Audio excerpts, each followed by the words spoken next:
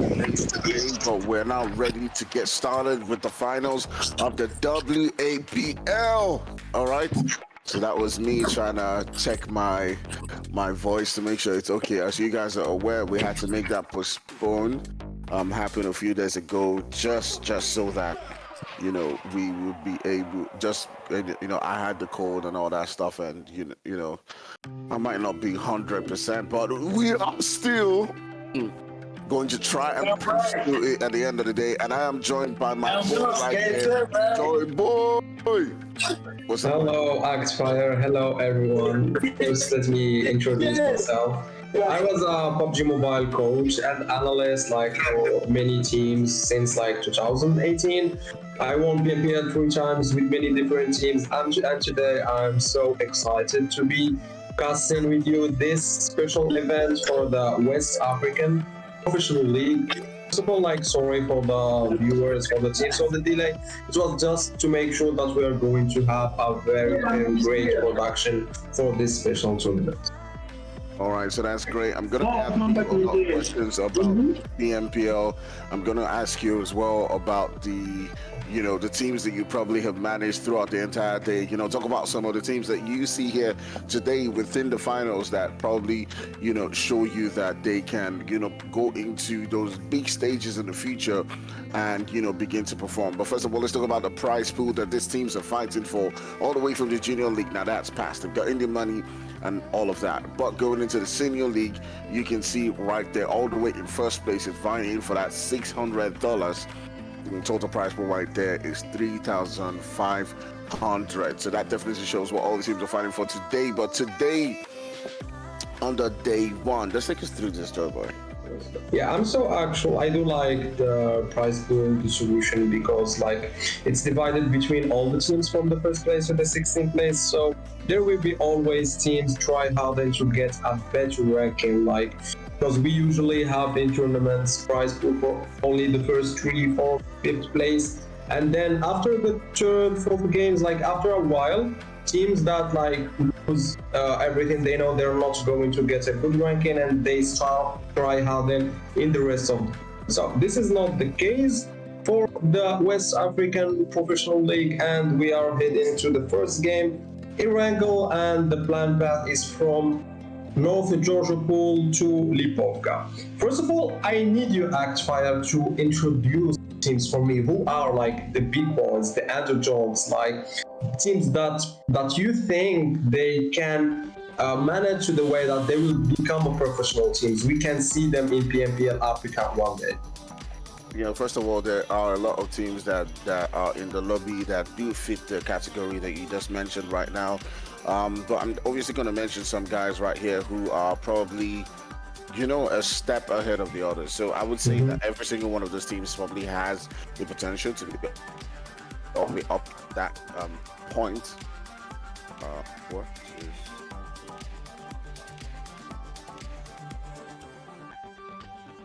Are we still alive?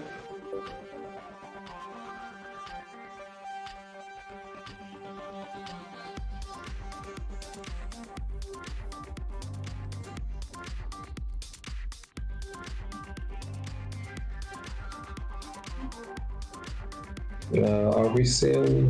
I don't know. I'm not even sure. I don't know what's going on.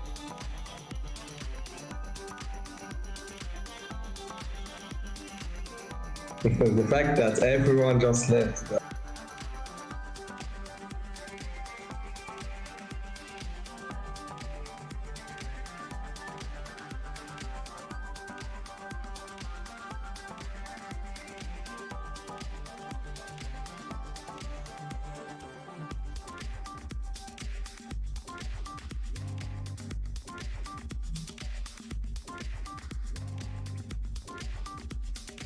So I think we are back. So I think we're back right now. The game.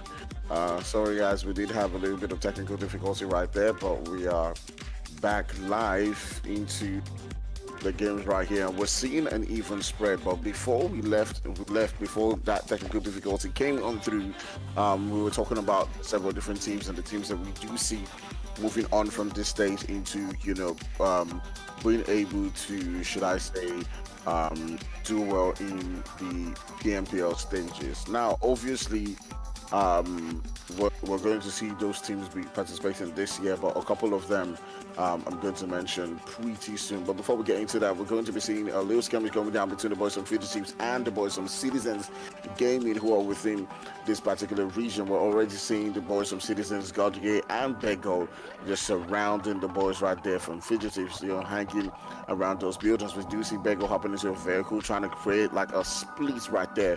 6-6 also is also within the mix, so we're curious to see how this one does go down.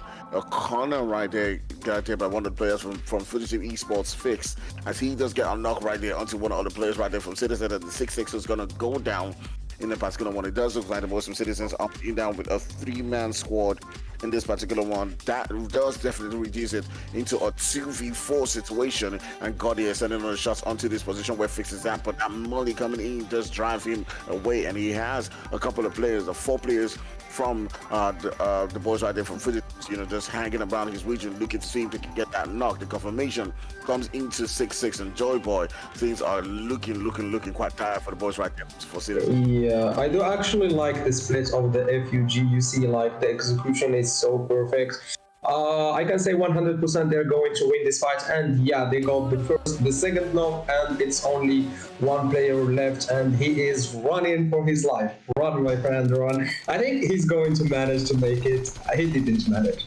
And we see the spray with the 6x scope, and it's a 3 points, 3 clean points for the team FUG, who will be winning the fight of the Zarki region. We have another fight, Elias Naya, but it's not like starting right now. It's between the Team Rage and Team CLS. Before going to the other fights, my question was, if I ask you who are like the big boys and who are like the underdogs, like maybe the teams that were not known for a very long time, but like some new teams that are giving a big challenge to the known West African teams in the WAPL.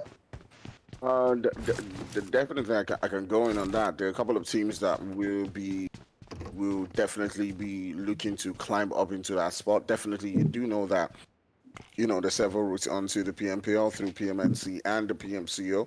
One of the teams that almost did qualify at the last stage was Apex. They almost got into the PMNC, so they are one of those teams that has the firepower to continue to perform, at top level, and probably we'll be seeing them there. They used to be in PMCO Africa, right? So they are one of those teams that definitely can, showcase what they are capable of. So yes, we're looking at them as well. During Sub-Saharan Africa, there were several different teams like SDZ. SDZ was also a Sub-Saharan African team that was doing quite well for themselves. There's also the boys there's some older new teams as well, like the boys from O3. They're also another team that probably a lot of people will be looking at to say, hey, you know what, they can perform quite well for themselves. This 21st century.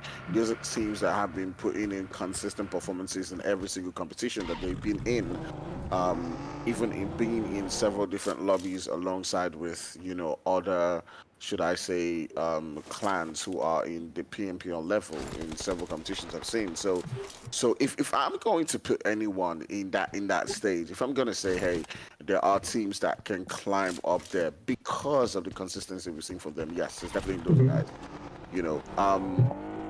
Yeah, it's basically like I usually get the same question, like, what are your advice for the you can say tier 2 teams, and it's simply that I'm gonna tell them that we all started from community events, like from small tier 2 events, just like the one you're playing now, the West African Pro League. So first of all, thanks to 3 Crowns for hosting such tournaments, such like practice for the team to make sure they will be ready like for the next tournament, for the PMC or for the PMNC of the next year. And I hope like at least a team will make it to the PMPL. And as you said, like there is many team with great gun skills, with great gun power.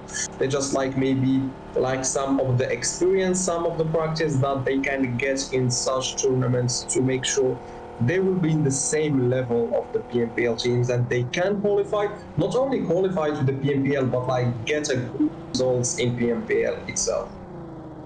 Yeah, absolutely. A lot of those teams will be vying for that spot, and I think that this year is one of those moments where, the teams will be looking towards saying, hey, you know what, we can perform at that level. We can consistently now begin to raise our gameplay, because what we're seeing is a lot of the sub-Saharan African teams are consistently, trying as much as possible to raise the level in which they're playing. But sometimes there's a lot of difficulty, especially, there's some people who would say, hey, you know what, the difficulty is cost, because, we haven't been playing at this level alongside with enough African teams for a while, and now we've got to up our gameplay. There's some people who would say, hey, you know what, it's ping. It's just simply it's ping. Things on network right here, the latency is not as great for us as compared to our not African counterparts, and that may be an effect. So maybe we do need a separate server for our own competition and our own route into the global competitions, or maybe the idea is just improving our gameplay. But regardless of that, we're going to be seeing teams vying in to qualify into that PMPL this particular year. And you can see that all of the West African teams, the Sub-Saharan African teams, are trying as much as possible to continue to show exactly what they're capable of, to continue to train, to continue to prepare themselves for those competitions. That's exactly what they're doing right here in the WAPL. Exactly. Like, I do agree that maybe ping may be a problem, but it's not enough. Like, if you try hard enough, if you get that experience, that knowledge, that game knowledge needed, ping will not be like that big of a problem. So it's always possible to make it. You just have to try hard and like make sure that we did face these problems before. Like I was playing and training a team in the like Moroccan, and then playing against Arabian teams, and we had to play the Middle East server. We were going getting like high ping compared to the Middle East teams. I'm talking about 2020, 2021, when North Africa and the Middle East were in one region called MENA, Middle East, North Africa, and we were having the big problem. All of this, we did manage to win PMPL Arabia Season 2 with Cryptics that are playing right now in the PMPL Africa, and they're the name 1 million, and that's managed to win PMPL Africa as well in the last season. So yeah, ping may be a problem, but believe me, if you get that practice needed, that game knowledge, you're going like it will not be that big deal for you anymore. So we are here watching a fight between CLS that seem to be winning the fight. Also, they are just 3 players. I think like the team against them didn't want to take the fight. They were just like rotating near to them, and then they see that we have 2 players left from CLC against 2 players of HEB. Who will win the fight? Both of the teams are keep commuting in the fight. Like, no one is trying to retreat. No one is saying, oh, I'm going to continue my rotation. They're playing all out there, both of them outside the zone. We see the player Shad like using the utility, he's using grenade. He may get a knock or two, may get a knock against the players of the CLS that seem that they are like trapped inside the compound. They can't leave it. There is no way for the CLS players to leave the compound, only and only if the HEB decide to leave it. We see here a great flank by the player Danny Brown, who managed to get the knock against the player Chad, and now it's easier. Like, whenever you know that there is only one player against you, like you have the number advantage, you just use the overload. We call it the overload technique, which means you just push the last solo with at least 2 players, 3 players, and instead of taking the 1v1, you take the 2v1, 3v1. This is not like only when there is 1 player left. Even if you see that there is a team against you, like they are split, like each solo player is like far away than the other, you can like spots a solo player and then send 2-3 players to overload him to take the 2v1, the 3v1, and like that you can like use their splits as a weaknesses, as a way to get them down. These techniques they're usually used in PMPL with the PMPL teams, and like believe me, they work very very well. We see here the team CLS managed to get 3 points, 3 kills against the DAB team, and now they will be heading to the zone. I think the zone is just 35 meters to them, so they will not have a hard deal like to get into it. On the other hand, we have many other teams that in PUBG Mobile in general, I want the Tier 2 teams to know something, that there is 2 kinds of gameplay. You choose to play on the middle of the zone, talking about the center of the zone, or you choose to play on the edge, and each one is a different play style. If you are this kind of team that prefer to play for the kill points, then you have to play on the edge. Like, for example, when we're talking about the best teams playing the edge in the world, we're talking about HVBP or Navi before, and Alpha 7, the Brazilian teams, top 2 global championship and top 3 global championship. When we're talking about the Central Zone, we're talking about Nova Esports world champion for like 2020 and 2021. These are 2 different play styles. For the moment, I see like most of the teams in the West African Professional League are playing in the middle zone. Is it like something usual, or like it just for this game? I think it's probably just in this game. A lot of those teams are trying as much as possible to get themselves into those central positions, and we're seeing that beginning to happen right here as we do look at that map where you have guys like Royal Academy. We saw them on the kill feed just now getting to a very central position where they took out the boys from Rage. Or 2 players from range. We do have Invictus within that center as well. Afro Esports. A lot of those teams are, sort of like centered around, and that usually happens because in the lobby they are all scouting around and they're finding and picking their various spots, and that's what exactly the teams, know how to do. They know how to make those rotations. But there's also some other teams like Apex, O3. We usually see them just hang on to, those edges, come in a little bit late into the lobby and just try to fam things out. So like he said, it's a different kind of gameplay.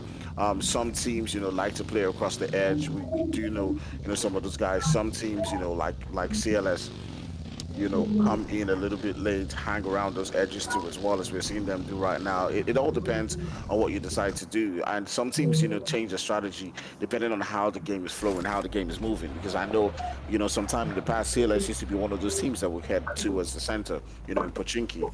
And that's where they would land, and that's where they would begin their fights. But later on, it probably changed, maybe with a change of an IGL, maybe, just deciding, hey, you know what, everyone has their different job spots, and we're going to start from other places.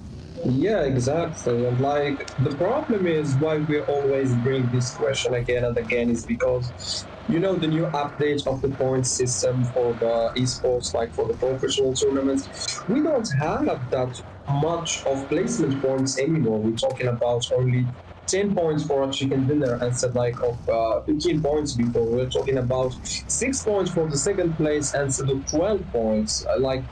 5 points for the third place instead of 10 points. It's like a lot of placement that teams are not getting anymore after the new update of the esports zones and also of the esports ranking system. So many teams right now, I've seen them even in PFPL, even in Tier 1 tournaments, they say, just like you said, the IGL find out that, okay, we have to change the gameplay, the way we're playing is not going to work anymore, it's not going to get us the points needed to win a tournament, to get these high rankings. It's talking the importance of the kill points that is more valuable right now, a lot than the placement. So I hope we're going to see the same thing in the West African League. We see the teams playing aggressive, and to be honest, to be fair, we are seeing it. We're talking about the third zone, and we already have 47 players, and we already witnessed 2 or 3 fights, and we are watching another fight here in the near to the Yasmaya Ridge between the 21 and the team solo. I think the team solo will are going like to keep the fight, like to try to eliminate the team, try to get these valuable kill points that will help them a lot into if they like trying to win and get a good ranking in this whole league we are watching right now. Yeah, absolutely, absolutely. Definitely lovely advice to a lot of those teams right there. But taking a look at the game right now, we do see a lot of those teams, starting to begin their rotations. We do see the boys from Solo trying to get themselves into a good spot right there as they do crash onto those buildings. They got in 3 kills to themselves so far. Right now, we're sitting down in the lobby where we got about 14 teams right here in this one. The boys from Fowl are currently sitting down around that region in farm, so they're currently outside the zone, and they are all the way towards that southern region of the zone, and we'll be looking to make their way into that spot where I do believe the boys from Afro are currently holding. You also have the boys from MOB who are currently all the way towards that Pochinki region, and we'll be looking to move their way in because they have to right now. We're still in that stage 4, and if they do make those rotations in through from that western region, they might be getting into a skirmish with either Invictus or the boys from Royal Academy, and we'll be keeping an eye and seeing how that one does develop. Hanging onto that edge around that eastern region is the boys from Apex. They're just holding a region just basically outside that prison area, and Starlight is somewhere in between them and Yeah. holding, a good spot. So that's where everyone is currently situated right now. It will take us getting into the next zone before we now start seeing shifts beginning to happen. We're seeing shots being let loose left, right, center. One of those is by the boys right there from O3 Skull, that's taking on shots onto, several different teams around that region, spotting, the boys from Apex and letting loose, but not really any major shift for now until probably we now start seeing teams rotate in the next phase. Yeah, I do actually like the splits from like some teams like B3 from Apex, as you said. We see Starlight, we see the team getting all these angles on the edge, like try to control all the area around them. As well as Apple team, we see like a very lovely split for them. And we got the hard shift, like the zone is so hard. I don't see a lot of playable places in the middle of the zone. Like we're going to see a lot in this shift. Like if you look to the shift, there is like just 2 or 3 compounds in the edge, and there is like nowhere to play in the middle of the zone. So all the teams will have to fight for this low ground where we see Starlight from Apex just rotated. He managed to get a good position for his team, but pay attention to him. Like the rest of his team, they still in the back, like controlling all the angles, make sure that no one is going to camp and backstab them from behind. Like this is a very smart move from the Apex team. Like imagine if all the team rotated with Starlight to the same spot, and then there will be teams coming from behind, nading them, like using grenade, and there will be like very easy target, very easy kills to eliminate. But instead of that, they decided to leave 3 players, like to control all the angles and to make sure that there is no one coming like from behind, there is no one that is going to backstab us, and then after that they decided to make the rotation. The same thing we are seeing like from the team Afro, who are doing a very wild rotation. Like I do remember before the shift they was almost in the south area of farm, and then we see them going all the way to the north, like doing this thing we call a clock rotation, because like it's the same way that the clock like is moving. They're doing the clock rotation to the north area, and now they have to take a fight against D3 that had been here since the beginning of the game, that were like holding all the areas. And you see that the D3 team, they are all their focus is outside zone, because if you were instead of them, like I'm on the edge of the zone, I know that there is no playable areas in front of me. So if there is an enemy coming to me, he will be from my back, like from outside zone. They will not be coming from inside. So I do have to take the angles and to focus outside. This is what we are witnessing again with the team vibe. Like look at the team, like all of them, they are focusing on one area on outside the zone, and they somehow managed to like deny the push, managed to get backstab from behind. Yeah, absolutely, absolutely. You know, trying as much as possible to get a defensive position right there as the boys from Team Vibers are getting pushed on by Royal Academy. Royal Academy is currently has been in a lot of skirmishes, and this one particularly, as they got themselves about 4 kills to their name. As you can see right there on the kill feed, they do have, you know, one of the knocks going down onto the boys right there from Vibe, and you can see that things are beginning to light up in the lobby so far. The boys from Apex, you know, one of the teams that we've been speaking about, you know, getting into the action right there as well. You know, haven't gotten any kills to themselves, but they're just vying in and just holding a great position so far and waiting for that opportunity to begin to take on, you know, several different teams. Afro, one of those teams that we did see light it up during the qualification stages, and especially in that final phase, you know, now beginning to, you know, go absolutely crazy right here in this particular lobby. CLS lost one of the players in the beginning of the game, but somehow has been able to, you know, hang on to their 3-man squad. O3 as well, another team that we've now switched into, you know, sitting down with a 3-man squad in this particular one, down to 39 bodies so far, and 13 teams that we're now beginning to see things basically just light up right here as the boys on Apex, who haven't been in so much action so far, not getting a knock, looking for that confirmation right there. It's the boy right there from Starlight. They've got a laser ditch to work with, as several different teams can, you know, take them out, but they're coming and trying as much as possible to farm onto several different regions around them. They've got a position within that zone, and they've got a really good cover for now.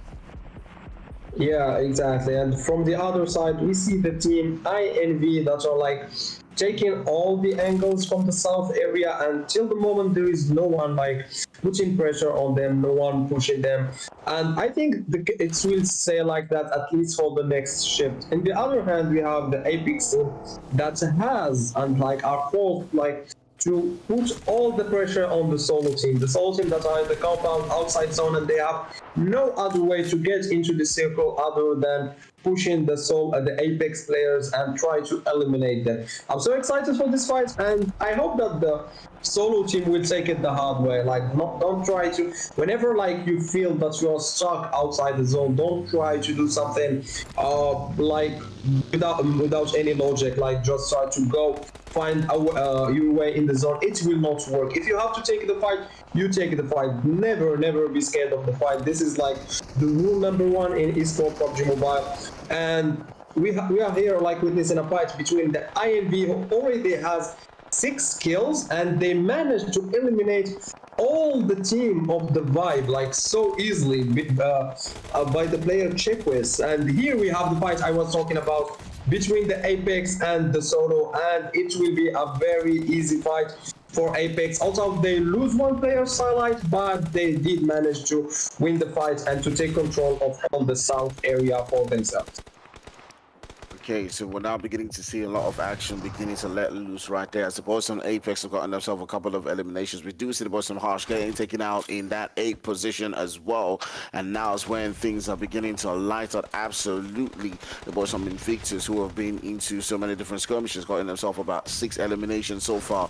Also have a couple of teams around their environment. So you can see the boys from O3 pulling up not too far away from them against the boys from boy right there, DayG. They do clamp onto him regardless of the fact that he was covered by smoke, and O3 now beginning to take on this particular position. The rest of the players right there from Royal Academy, who got themselves 6 eliminations as well, still hanging on for their life, not so far away from the boys right there from Invictus. They've got an edge of this particular zone, but things are not looking quite their way so far, as they've got to climb all the way into the zone. And as there are several different teams, whether they decide to go through the eastern or even the western region, and it is quite tough for them, as you now see them hopping into the vehicles, heading towards that region where the boys from Invictus are at, and it looks like they have to take on this fight. If they're going to hang on for their life in this particular game, they need to make sure that they are pushing on to the boys from Invictus right there. You can see them annihilating them and sending them back into the lobby. That's exactly what they needed to do, but now they have the sight of the entire lobby, as the boys from O3 are now making sure that they pull up on them and try as much as possible to take them out. I'm actually very surprised by the way Apex team is playing. Like, it's so professional. Way they're using utilities, they're using grenades like to eliminate the enemies, smoke to hide all their angles, and like to block the enemy's angles as well. And the way they are just cleaning the area, fight after fight, you see them in the zone, like another hardship for them. But I don't think it will be a hard deal for them. And since there is only 4 teams and 3 teams left, we say bye-bye to Apex, to 21 Century. Since there is 3 teams left, I want to hear your prediction, like very fast, how is going to win this game. I mean, my money's definitely going to be sitting out with the boys from O3. They do have, you know, the numbers as well as, you know, have the experience to sealing games in that final circle. They do look, you know, really gingered for it. But you're definitely not going to rule out the boys from Apex as they sometimes, you know, do come in this, you know, particular. I do actually believe that if Apex get the revive, they can win this game. I do believe if they get, and yeah, they got the revives. They are back to 3-man players against 3-man players from O3 and 2-man players from Rage Gaming. We have the fight. If Apex manage to third party the fight between O3 and Rage, they're going to win this 100%. But in the other hand, like only one team doesn't have the zone. It's Apex, and they're trying to get their way. We have here the knock from the player Rage 2 on 1 players of A3. We have just 2 players left from each team from Apex and from O2. It's a 2v2, very fair fight for all the 3 teams, and whoever managed to survive the 8 ship, the zone number 8, is going to be the winner of this game. We have the player makes his hoe, keeps spraying again and again on the tree. He got knocked, and we are in a 1v1 situation between 2 players, Gray and Izukuma of Apex. Who is going to take this game? Let's see. He's like getting all the boosts he needs. He managed to revive his friend. We are back again to 2v2 situation. No one of the team had the zone, but in the other hands, like we can say that the zone is closer to O3 than it is to Apex. So, who do you think is going to take this game, in your opinion?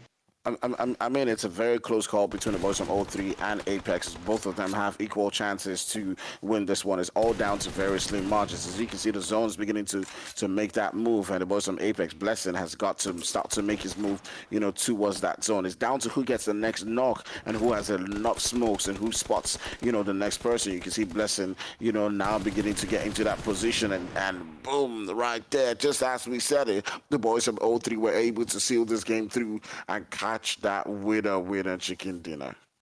Oh yeah, so O3, I do actually like the way they use the smoke on the end zone. Like, although they didn't have the circle near to them, it was actually like more favorable to Apex, but they did use a smoke in a very good way. They use it like to block the vision, the angle of Apex, that like this way they were not able, like instead of smoking himself, he threw the smokes like meters away, and he did block the vision of the Apex player, and like that he did manage to get in the zone, like the first player and then the second player, and after that they got like very easy clean the last 2 players of Apex, and they managed to take the first game of the final of West African Professional League.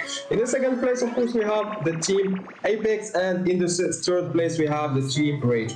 3 teams that actually not only managed to get to the end zone and get points, but they did actually play very, very well. Saw them like taking many fights, winning them, managing to clean the area. Like, it was not an easy game for no one of these teams. Like, no one of them was zone blessed or something. Now, in the other hand, they got it was a hard game for everyone. It was almost an open area. There was no compound in it. No one was sitting there and waiting for the zone. Every team has to fight for their way into the zone, and we got like the MVP of the game.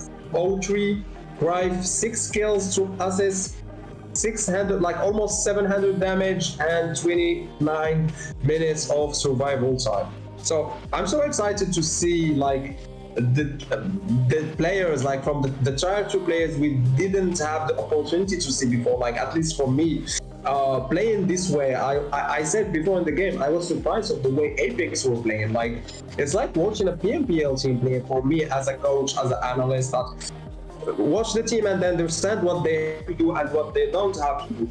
I can say I give them like a full mark of the way they did manage this game. Also, they didn't win, but they did play very, very well from the first stage till the last stage. And we were saying that some teams prefer to play on the edge and some teams prefer to play on the central zone. And here, like almost the top two teams, both of them were playing from the edge of the circle. We're just sneaking behind, backstabbing the team, taking the fight, and get into the last zone. We have here all three brothers with 12 kills, 3 assists, and almost 1800 damage point. I think we're going for the most valuable players after this for the head-to-head between the O3 brothers and Solo Esports. We are not we got in the data now. 12 kills for O3 brothers. In the other hand, 9 kills for Solo Esports. 1800 damage for like 2200. 8 assists for 9. Survival time of 14 seconds to 40 minutes, and 2 grenade kills for all 3 brothers for 0 kill, 0 grenade kill for Solo Esports, 1 headshot for 3, and 5 knockouts for 10. Whoa, it's like very weird. Like, look to all 3 brothers. They have 12 kills, but they just have 5 knockouts. Like, oh, there's some kill thieves here. Like, that's actually a good thing, to be honest. Like, it doesn't matter if you get the knock or not. What matters is the confirmations, is the point.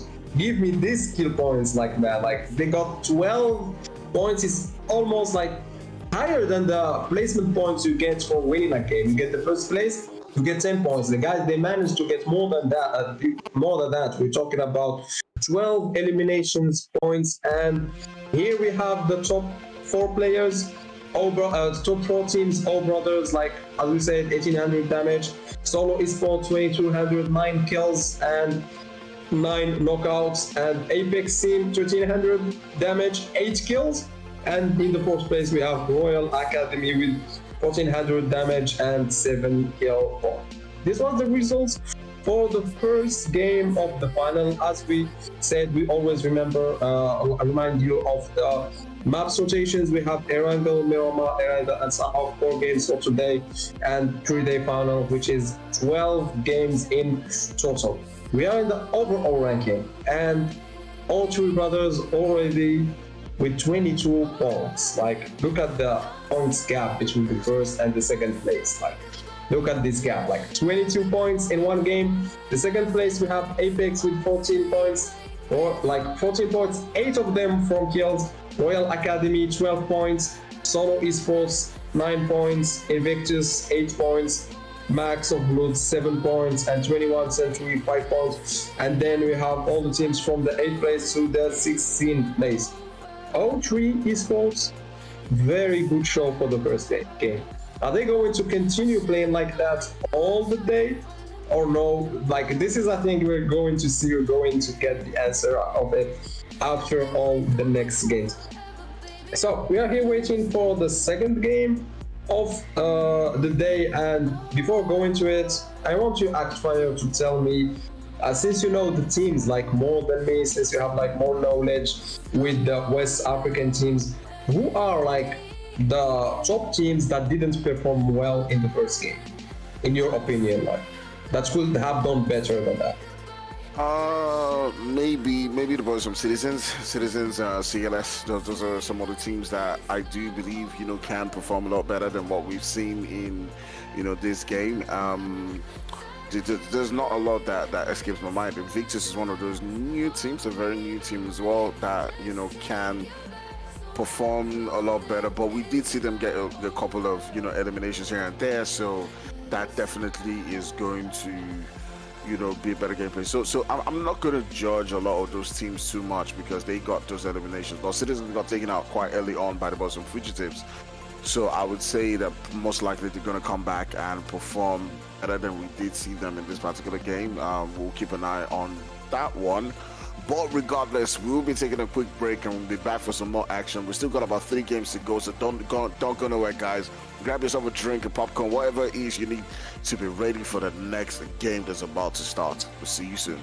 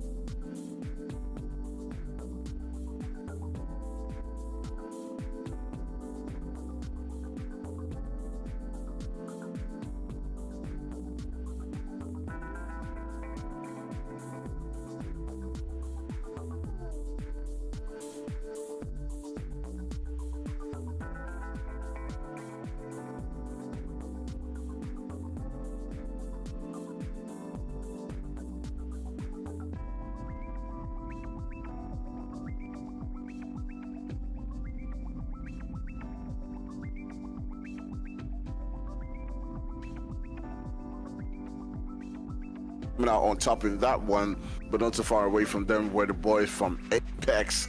And you saw from our analyst Joybo right here, who was amazing in telling us about the strategies in his own experience, talking about how he loved the gameplay coming in from the boys from Apex and several of those teams in that particular one. So now moving on to the Miramar game right here, Joy Boy, do you think the strategies that you've seen so far is going to help some of those teams perform?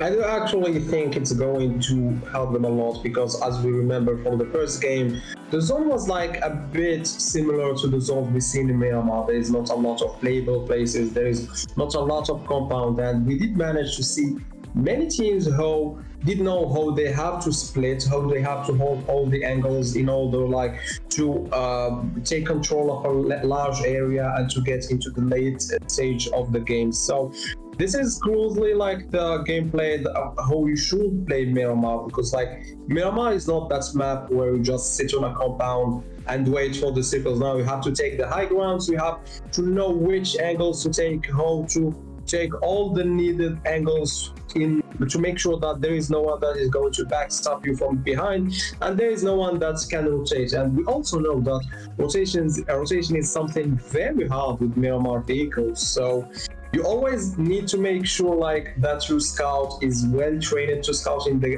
map. He knows like the roads, like the patterns he have to take in instead like to get into the circles and to avoid like being blown up, losing his vehicle. Miramar is a map where we see a lot of teams losing their vehicles because it's so hard like to hide them, to keep them hidden all the game. So I do think that at least teams like Apex, teams like O3, teams like Afro Esports are going to do very well in the Miramar game. Yeah, definitely. We'll keep an eye on that and see how they continue to progress and continue to do well in the games that are about to begin, as we'll be moving right there into that Miramar game. Obviously, what a lovely, analyst we have here with us right here, Joy Boy. If you guys don't know all about him, make sure you check him on all of his socials that are going to be posted in just a moment, as he has had that experience, coaching several different teams in the PMPL region and winning the PMPL himself. So obviously, he understands all the analysis around, the game, and definitely a team or two can pick on some of those points. But now we're about to move into that game. In a couple of minutes, we'll be moving into the Miramar game, and all the way next after then will be a Sanhok 1. Do make sure you hit that like and hit that subscribe. Tell us what you think about the teams, who's going to be performing quite well, who is that team that's going to be standing out through for you. What team do you want to see improve? Make sure you also hit that like, and also drop a comment so that the algorithm, the great algorithm of YouTube, just tries as much as possible to continue to boost us through right there. All right, so now we're hopping on the plane right here. We got about 16 teams right here on the lobby for us. We got about some Fowl play who are currently being watched by the plane. We got a flight path moving all the way from that north central region towards that southeastern region right there, and that does allow a lot of these teams, have several different spots that they can work with. The boys from Afro and the rest are already now beginning to find their spot to call their own, and we'll be looking at the map right now. As you can see, it just cutting across that center and allowing for a lot of these teams to find their various positions. Yeah, so we do have a plan from La Cobreria to Puerto Parecio. I think city, I'm waiting to see the zone. Like, we're talking about Miramar, we're talking about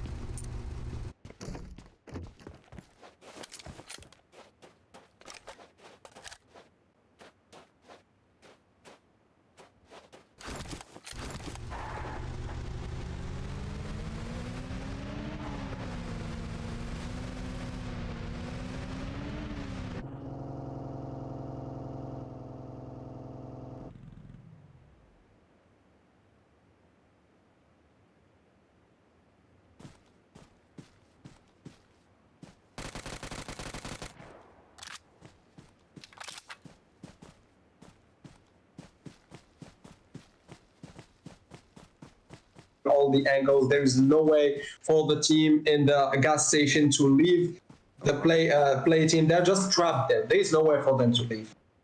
All right, so there's a 2v4 situation going down right here between the boys from Rage and Foul Play. You got two players from Foul Play who are currently seated within that vicinity right there. I do believe in that fuel station. It's TQ and the ball right there from PlayStation who are just hanging around.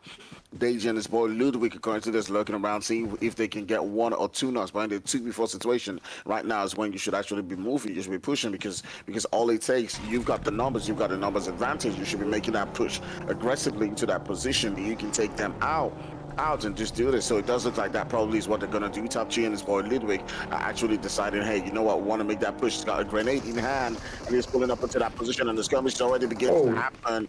Ludwig, the only one up for his team, he most likely might be able to get this revive right here. The team right there from Foul Play are not going to be pushing onto this one, but he decides not to get the revive and start turning into that window to try and see if he can get the knock. They're still holding the defensive position. The boy PlayStation and TQ are still trying as much as possible to hold their own right here. They pop a couple of smokes to try and see if they can blind them from pulling into this position, but that will mean nothing because now the revives are beginning to come through. There's also the boys from Invictus who are lurking around this region, so Rage has to be really quick with this particular fight and start to get the eliminations just in time before the boys of Invictus come into this particular fight and have something to say about it. So we'll see how that one continues to build up as the boys right here are still within this build, and Alpha gets knocked down as well, and Alpha is currently far away from this position where Ludwig is currently at, and it might just mean some trouble for them. As you can see, Invictus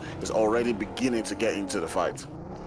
Yeah, we do actually have a third party from the left side, from the mountains, the high ground on the left side. It's the Alpha team, and I think they will be the winning team from this fight. So it's just a matter of time till these two teams take a close fight, and then it's going to be a very, very easy third party for INB. And they're not waiting them to take the fight. They got the knock. They are going to push and take the kills. We're going to see a very chaotic fight between three teams. We're talking about the INB who managed, no, he somehow missed it, and he was like so close to get the knock with the car, but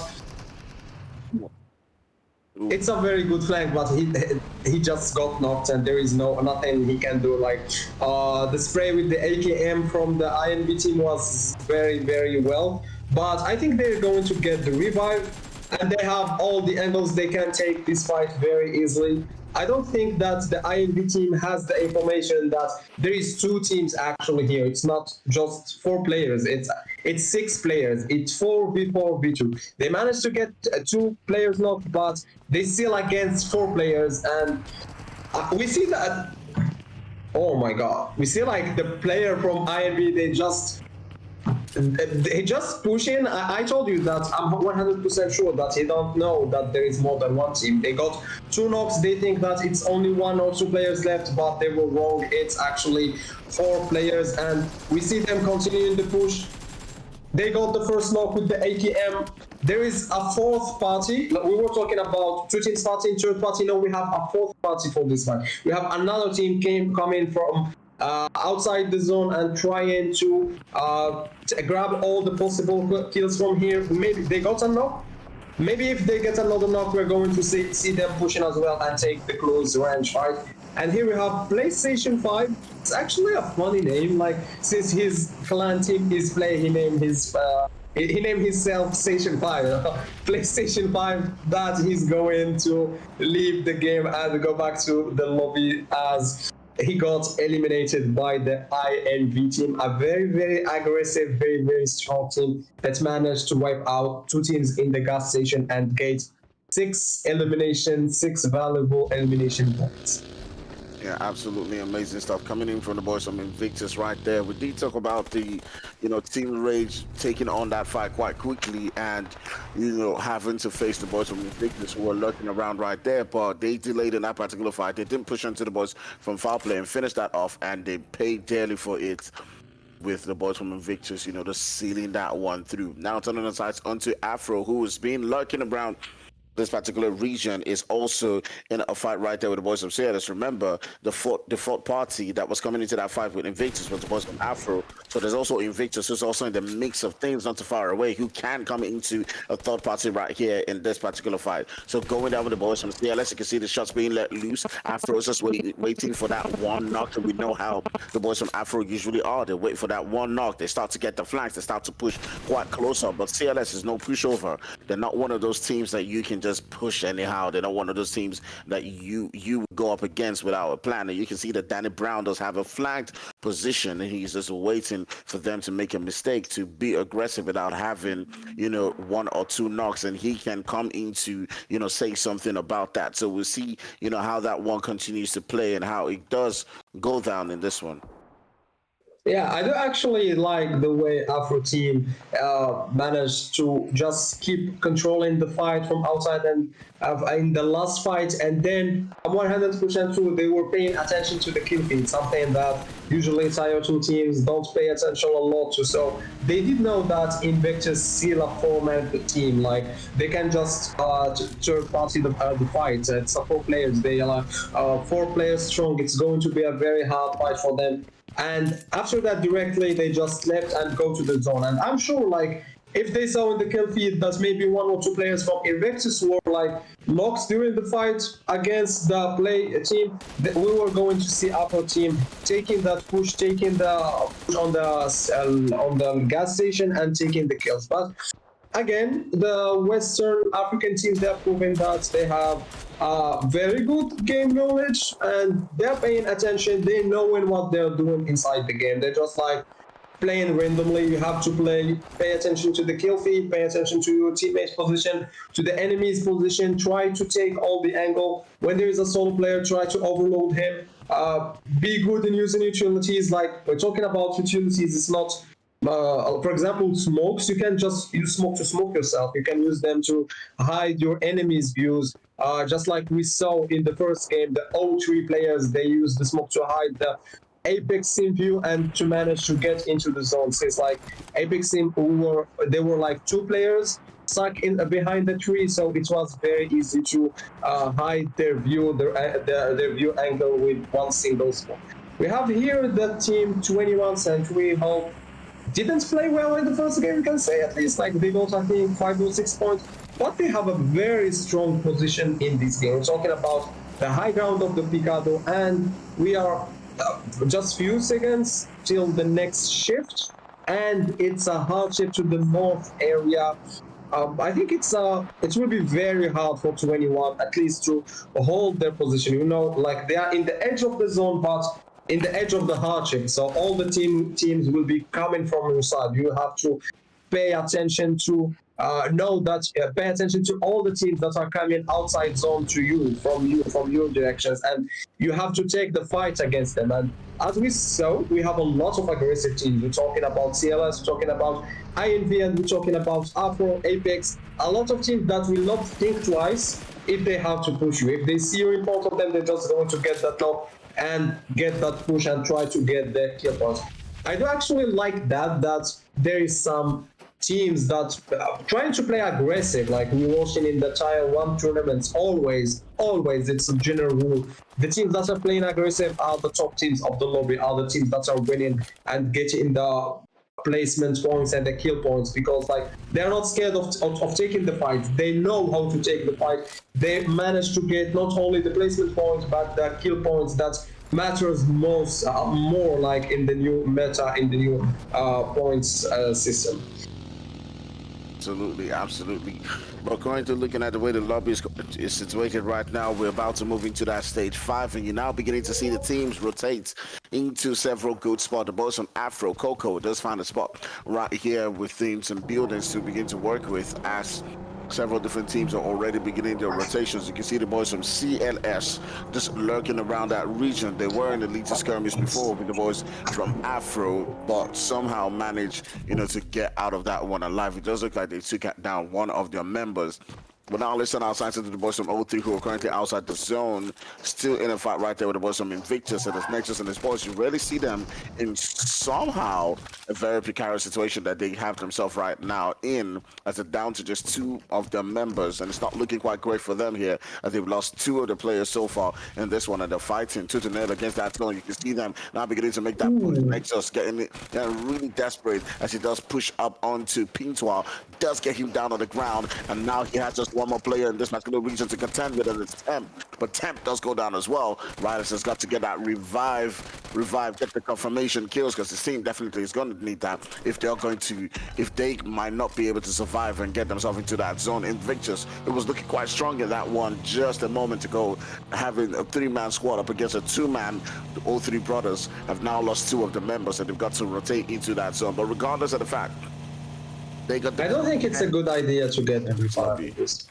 I don't think it's a good idea to get the revive in this zone. We're talking about the 4th shift, and we are like few seconds away from the zone number 5. So the damage will be quite high. I don't believe that the O3 player will manage to get the revive and to get into the zone in the right time. So maybe it's a wrong decision. We're going to see this in the next few seconds.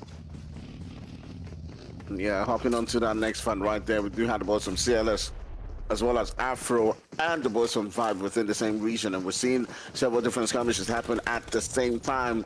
It's pretty much a 3-way fight going down between all of these guys, and everyone's just trying to find that next knock, find out who gets to hold this particular position. It's a war, pretty much World War One going down between this squads right here. The boys from CLS is hanging around the buildings there, and it could even be a 4-way fight with the boys right there from Apex, not too far away, looking to come within this region. So you can now see the boys from Afro noticing there's more than 2 squads within that region, deciding, hey, you know what?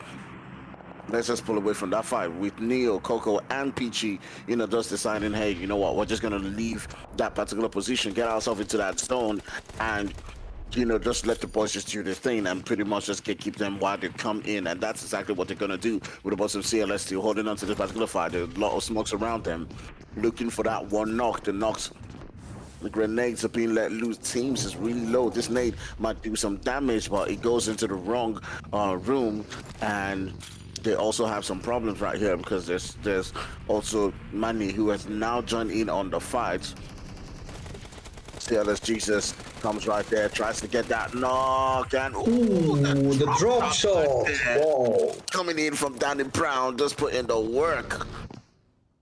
Yeah, that was like so clean, like the drop shot. So at some point he has like just 1 HP and just 1 bullet was needed to get him, so he just drop shot immediately and managed to win the 1v1 trade and managed to let him and his teammates escape from this fight and get into the zone. Very good decision. We already see 2 players from CLS, they managed to get out from the compound and get into the zone, and the last 2 players are rotating with the bus and going to join the remaining 2 players.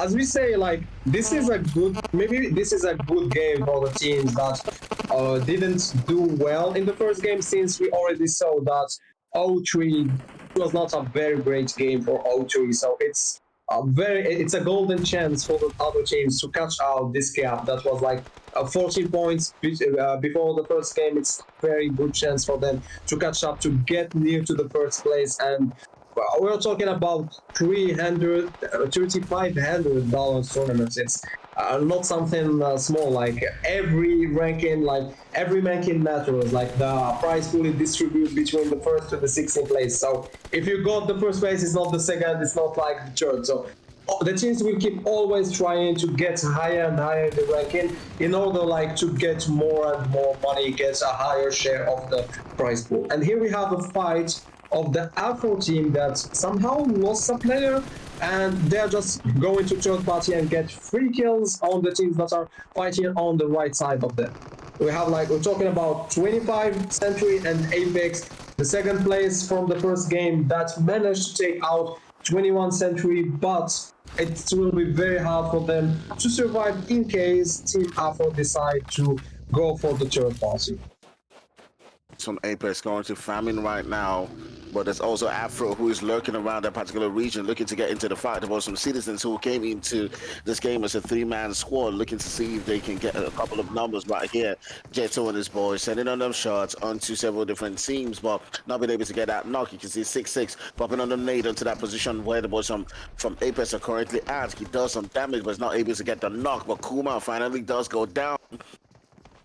And here's what it is. 6-6 does need the support of the rest of his teammate if he's going to be able to get them eliminated from this game. Remember, there's also Afro who's lurking around, and Neo and his boys now beginning to take on them shots right there onto the boys from Apex who currently have been hurt. They have one of the players who's knocked down. Blessing tries to escape, get out of that region, but boom, he gets sent down to the ground. It's a boy right there, Wizard, who's left for the team, and he's trying as much as possible to hang on for their life into this game. But Apex, the team, is looking like they're going to be sent back packing out of this particular game as they're down to just the one player. There is the boys from Citizens who are lurking around the region. You also got the boys from Afro who are looking to take them out, and it's a three-way fight coming on between the three of them. Buck and Wizard somehow keep their hopes alive in this particular game. It's a very, very hard situation. You can see the Afro, the Apex player, he's not stuck in the low ground between like two duos from two different teams, but they managed to take him out. We can say like a quite good game for the Apex, but it's 100% not enough to close the gap with the O3. Like, they didn't manage to get that high amount of points needed to get to the first place. So I think there will not be any change in the ranking leaderboard, at least after the second game. So we have here the team HAB. We have 3 teams left, 4 kills for HAB. They already lost 2 players, 1 player left of them. Against and it's a full squad wipe on them. It's not yet a full squad wipe. There is 1 player left. He managed to get the revive on his teammates Chap, and I think they're going to get back to 2 players again. We have 8 players in total, 3 different teams. Who is going to take this game in your opinion? All right, so it's looking like the boys from Habitual are going to get another knock right there as they continue to send on the shots onto that position where CLS is at. And if Africa just wait for a second, they look like they're about to take it.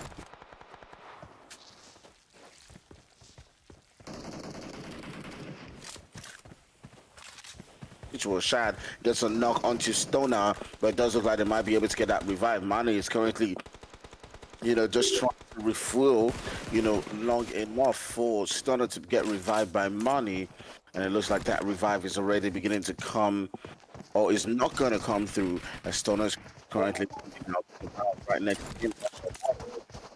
Try at least to get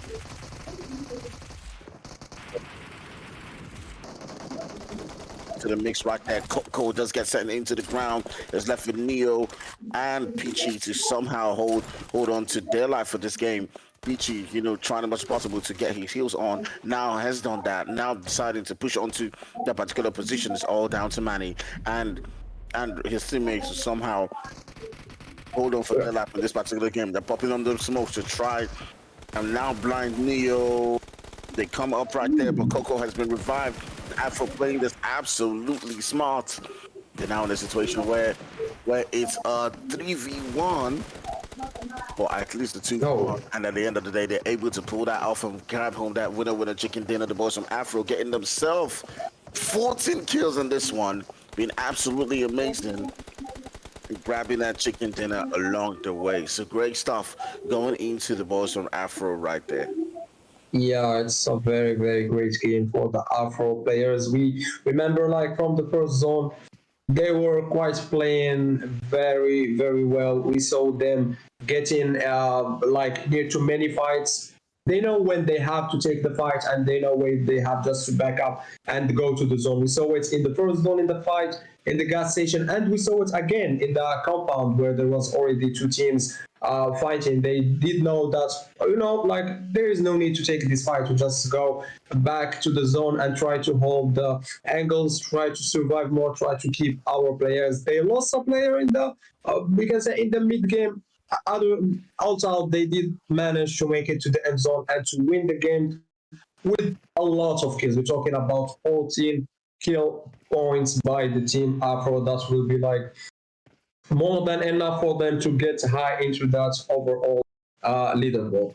We're going to see the most valuable player in few seconds in the stream. We're still waiting for the graphics. Other than that, it was a very, very good Miramar game. We saw like a lot of action, a lot of fights, and a lot of drop shots, like, to be honest. More than once I see players like using the drop shot strategy in we can say strategy, but like this technique, a drop shot technique for the close fight to manage to win these 1v1 trades, and it always works for them.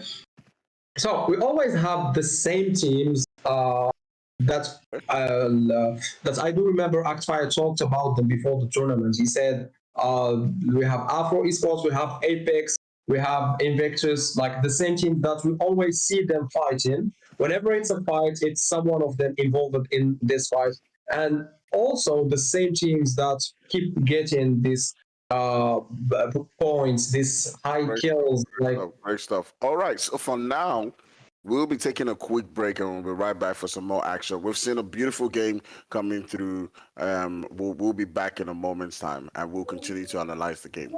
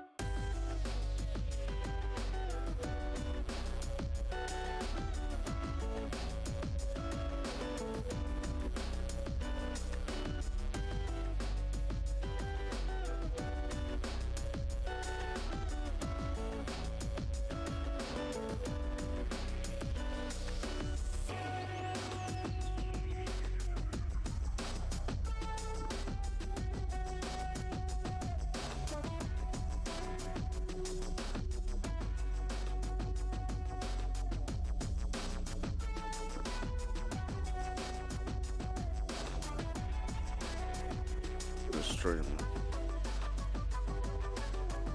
All right, guys, so we're back for some more action right now. We're about to jump into what is our third game of the night, and today has been absolutely outstanding. I do believe we're going to be looking at the leaderboard in just a moment's time, but Joy Boy, who's joined here with me as our analyst in the game, is going to tell us what you think about the team so far, the action you've seen. I do actually believe that many teams here have the needed experience, knowledge, and power to compete in PMPL. It's just a matter of try harden and of not giving up, because like the same way you are like training, the same way you are good, there is hundreds of teams like you, hundreds of teams trying to achieve the same goals. So you all, it's more about the, you can say, the moral, like who is more prepared for the tournament. And here we have the stats for the first game. Afro Esports 14 kills, 2500 damage, 11 assists, and 25 minutes survival. Afro Esports that did show a very good solid gameplay. And we have the rankings, which I believe I think this is the overall, this is the overall ranking just for the games. We still have the all three brothers in the first place with 27 points, and only 2 points behind them there is the Afro Esports, the champions of the Miramar game, with 25 points. Not too far there is Apex with 25 points, and Invictus with 18 points, Royal Academy 13, Cyclone Shield with 13 points, Habitual Gaming with 12, Solo Esports with 10, 21 Century 9s, Men of Blood with 8, Harsh Soldier 7, Sidizens 6 points. Like Sidizens will already seen that Axfire was talking a lot about them, but unfortunately they are not playing as a full squad in this game. So I do believe this is like the main reason why we are not seeing them like performing very well, just like Axfire predicted them before. He said like you know these teams more, and you know who is capable of doing well and who will like can do better than that.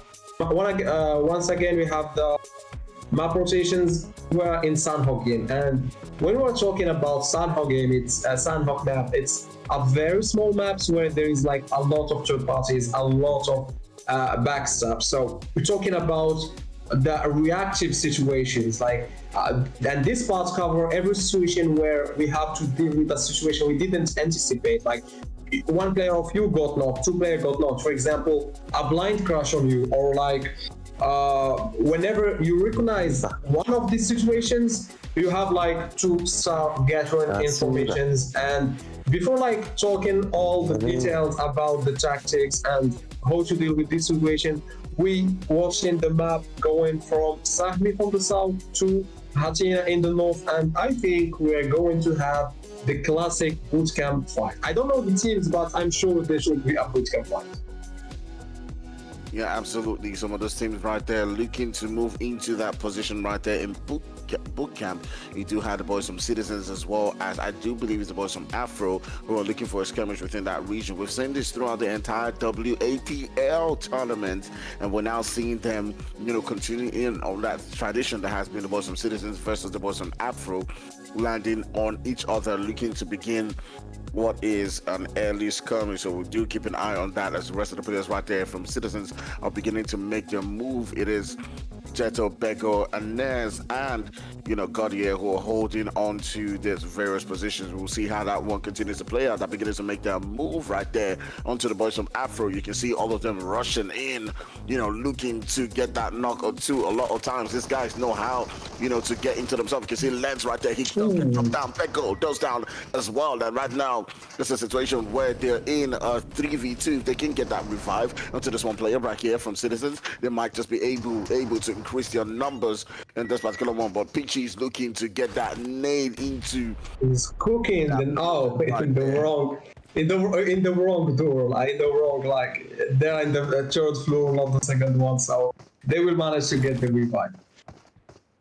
Yeah, and I don't think all the players from Afro are actually in the bootcamp. I did see one of them landing in the compounds far away from bootcamp. Yeah, we see him now. He's far away from bootcamp, but in the other hand, he has a very good angle to make sure that no one from the Citizen teams is going to cross to his teammate. Yeah, absolutely. We'll see how that one does work. But here is Neo, who's not like close to their vicinity, looking to see if he can get some shots all the way from more than 100 meters. And, this might actually be detrimental to them, because right here, the boys from Afro who've been able to get their revive on, to their team, might now be in a situation where they have just 3 men right here supporting them. If Jetta does get a knock onto, that player who is far away, Neo, for Afro, it then turns this entire fight around on its head. The boys from Citizens who have currently analyzed the situation, just backing up a little bit. A couple of them just going into that middle building, and we'll see, what works out for them in this particular one. But we'll keep an eye on that and see how it continues, to develop. But, all through the lobby, we're seeing, the boys from Fugitives and Foul Play also get into little skirmishes of their own. 2 players from Foul Play have currently been sent out as CQ and Simple, who have been sent back into the lobby and been eliminated from the game by the boys from Fugitives. We do see Fugitives a lot of time beginning on this early skirmishes. They've gotten themselves two kills. But they've also lost one of their players. They've lost Nomo in this particular fight, but they're continuing on with the onslaught right here as they're backing off a little bit, trying as much as possible to see if they can make better decisions until taking out the rest of the players right there from Foul Play. So great stuff going on so far. We're still down to 15 teams, and I do believe the only team that has been sent back into the lobby is the boys from CLS. I'm not sure who took out the boys from CLS because we did not get to see that one, but I do see the boys from Harsh with 4 kills, so I'm assuming in my head that it is Harsh who took out the boys right there from CLS. Yeah, it's absolutely Harsh who got the elimination points. While we keep watching the fights in bootcamp between the Afro team and the Citizens, we were talking before about the reactive situation when something that that happen like suddenly. You get a player's knocked, you get a blind crush on you. So for getting this situation, don't never try to prevent it from happening. Just take a step back, hold the angles needed, gather the informations. How many players did crush you? How are they getting shot on? Do they have like a support or something? And then the goal is simply to have a clear idea of what's going on in order like to address this situation properly. And we're talking about this situation, we go back to the bootcamp fight when Citizens managed to get the second knock on the Afro players, and there is only one player left in the bootcamp area, while his teammates is still in the high ground and managed to get a valuable knock that slow down the Citizens teams a lot and will allow them like to get the revive on the knocked player. In the other hand, we have the solo teams that came back to the position, to the high ground, and they are just like trying to get to knock anyone moving around in bootcamp, trying to maybe solo kill something. It's all good tactics, it's all good things. Like when you're playing a game, whenever you hear there is gunshots in a direction, you just go there. Like you never know, maybe you can get free kills, maybe you can third party the fight. It's never a bad thing to go scout not only the zone, not only the free areas in the zone, but also have a fighter scout, like someone in the team that his role is always to find the teams that are fighting around and find if it third party them if it's possible to take advantage of their fight and change this advantage to not only kill points. We're talking about kill points, and we're talking about area for your team. Like instead of having 2-3 teams in an area, if you manage to third party them, it's going to be you on yourself in a very large area, and you will have like higher chances of getting the next zone and the next shift of the circle. Yeah, absolutely. We'll see, if they can, a lot of this team listening to that can take on that strategy. But there was some Afro deciding to pull out of that position that they had in bootcamp because they had lost 2 of the members. But lurking around them was the boys from Solo who came in right there and tried to get those third-party eliminations. As you can see, a couple of knocks went down onto the boys from Citizens coming in from the boys from Solo who were taking on the shots all the way from, that hill right there. And that led the boys from Afro to change their minds on making that push as they've lost 2 of the members. We're now beginning to see several different teams try as much as possible to rotate into that zone. But let's just take a look at what's been happening currently right here within this particular game. The boys from CLS have been taken out of this game by none other than Hash that we are watching right now, who got themselves 4 eliminations.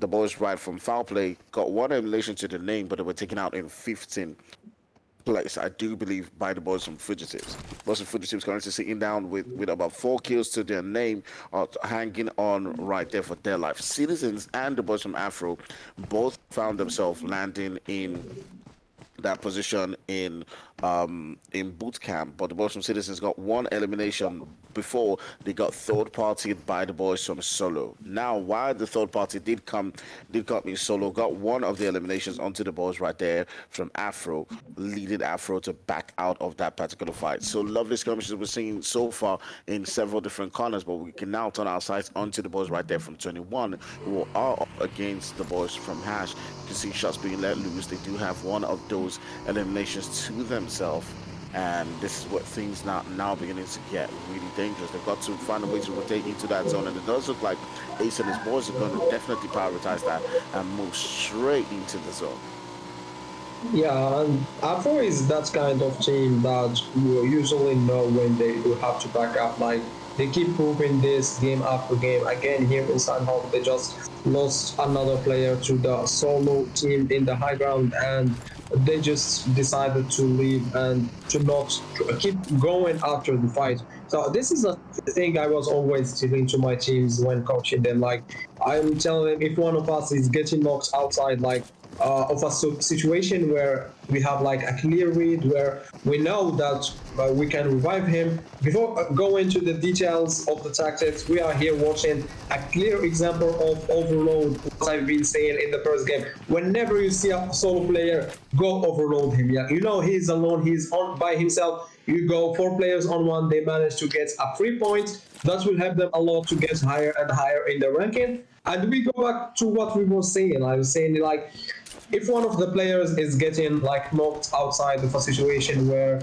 your team has like a clean read, know that it's an easy revive. All you should do is like focusing on breaking down the aggression, throwing like smokes, securing like the remaining position, take a step back, like taking the rest should become like in second place after properly identifying if we are able like to do the revive safely. And overall, like the reactive situations cover every sport where the team isn't in a proactive dynamic. Like it can take several aspects, but the global idea is to understand properly when the answer that give us like when there is an opportunity to get an easy revive and when it's like its risk is more dangerous to like play it, basically get the revive and continue the game. So the idea in general that in some games, like beyond the situation, you always have to find the way that will get you alive from it. Like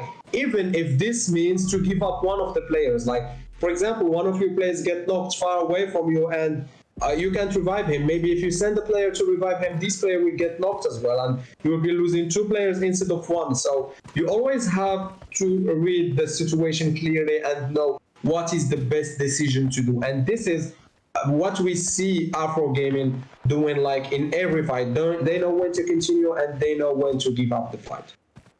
Yeah, absolutely. We're seeing them do that and, be, amazing so far. But seeing the boys, from 21, trying as much as possible to, you can see Ace just holding on the hash right there. How Shy and the rest of the players right there are currently outside that zone. They're pretty much in a gatekeeping situation. Hash does go down to one of the players from 21. And now they are waiting for that opportunity where they can take down another player. Misty is quite close to him, looking to see if he can provide some cover fire, maybe pop on the smoke and get that revive. But it's not looking like that's going to happen, as Misty is pretty much helpless right now, looking to see if he can get a knock onto one of the players from 21 and then buy himself some time. But the zone's doing some damage. Shy goes out to the open trying to see if he can crawl onto his teammate, but that's not going to happen with Ace having an angle right there. It does get the confirmation for his team. They're currently sitting down with 2 eliminations and consider shots being let loose onto his own position as well. He's got to be careful because he might go down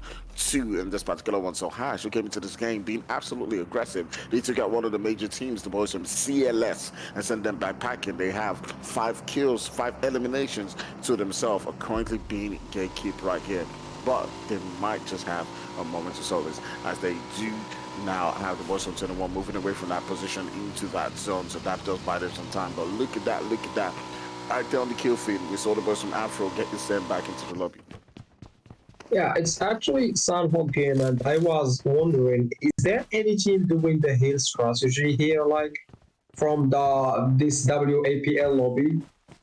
Because we used to see like teams doing it in almost every tournament, especially the teams that land around the Sahmi area. They just like get a lot of first aid kits and then just keep healing outside the blue zone and manage to get the second place, get the placement points so easily. We have seen a lot of teams doing this in almost every region, even like the champion of the last PMPL Africa. We're talking about 1 million who are doing the heal battle strategy. We're talking about the champions of the Arabian region, Nigma Galaxy. They got the top 3 place in PMGC, which is like the global championship, the biggest tournament in PUBG Mobile. They got the 3rd place in it just by in heal battle in Sanhok. Like every game, trying to loot all the first aid possible and leave one player with all the first aids, get the 2nd place, just keep healing outside the zone for all the game. I'm excited to see if there is a team playing this way. Also, like for the viewers, it's not nice to watch, like to see someone just staying outside the zone, healing and then get a good ranking. But for the teams, it can be very, very useful to, like as an easy way, always leave one player with all the first aids. Like this is how usually all the pro teams are playing in Sanhok, because it's a very, very hard map that there is nothing that's guaranteed that you're going to get a lot of points. So they always leave one player behind with all the first aid, and the 3 other players try to get as much as kill points possible Talking about skill points, we have another fight between the REG and the 21st Century. All right, so the boys from Royal Academy now come putting up onto this particular position where the boys from 21 are at. Osiris and his boys are looking, to push this one aggressively. They're coming up against a three-man squad from 21 right there. Osiris starting off that fight with the boys from 21 Century was able to do a little bit of damage onto Ace, and you can now see that nade being let loose by Smoker right there. It's not able to connect into that building. Just bounces off right there in front. Actually, I do believe it's actually a full squad for 20. Okay, no, it's a three-man squad. One of them has been taken out. Ace MVP holding an angle right there, trying to see if he can beat a Trojan horse for his team. He does stay. Okay, no, he's not in an angle. He's actually in the building, in the house right there. The smoke's being let loose. The nades are still being sent in, but they're not able to connect. It's just bouncing in front of the building rather than going inside. The boys from Real Academy have got to find a way to pull into, a great position right there. There's a DBS is one of the players from 21, so they got to be really careful. One of the players right there does go down for Real Academy, but it does look like they're gonna be able to pull it off as they do send home the boys from 21 backpacking.